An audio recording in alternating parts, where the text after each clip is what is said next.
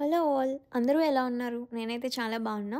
So, నేనున్న place నుంచి ఒక 45 మినిట్స్ డ్రైవ్ చేసి నేనైతే వెళ్లి ఫిషెస్ అయితే తెచ్చుకున్నాను. ఇక్కడ వచ్చేసి నేనైతే టిలాపియా ఫిష్ అయితే తెచ్చుకున్నాను. నేను ఇదివరకు ఎప్పుడూ ఫిష్ అయితే కట్ చేయలేదు. ఇదే ఫస్ట్ టైమ్ నేనైతే ఫిష్ కట్ చేయటం. సో, నా దగ్గరైతే ప్రాపర్ టూల్స్ లేవు ఫిష్ కట్ చేయడానికి. సో, నా దగ్గరున్న cutting blade, scissors and knife అన్నీ యూజ్ చేసి అయితే ఫిష్‌ని కట్ చేశాను. యూఎస్‌లో లైవ్ ఫిష్ దొరకడం అనేది చాలా కష్టం. చాలా తక్కువ ప్లేసెస్‌లో దొరికిద్ది.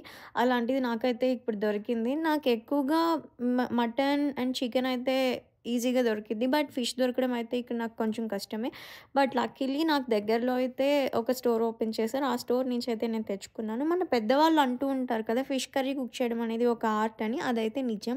మా మమ్మీ ఎప్పుడూ చెప్తూనే ఉంటది. ఏదైనా చేయగా చేయగా వస్తది అని. నాకైతే ఆ ఫిష్ కర్రీలో అయితే అదే రుజువయింది. ఇక్కడైతే నేను 5 టైమ్స్ అయితే ఫిష్ కర్రీని కుక్ చేశాను. 5 టైమ్స్ కుక్ చేసిన తర్వాత ఇది సిక్స్త్ టైమ్. ఈసారైతే పర్ఫెక్ట్‌గా వచ్చింది ఫిష్ కర్రీ అయితే. నాకైతే చాలా నచ్చింది. మీలో ఎంతమంది ఫిష్ కర్రీని మిస్ అవుతున్నారు యూఎస్‌లో ఉండి? కామెంట్‌లో కామెంట్ చేయండి. Bye bye.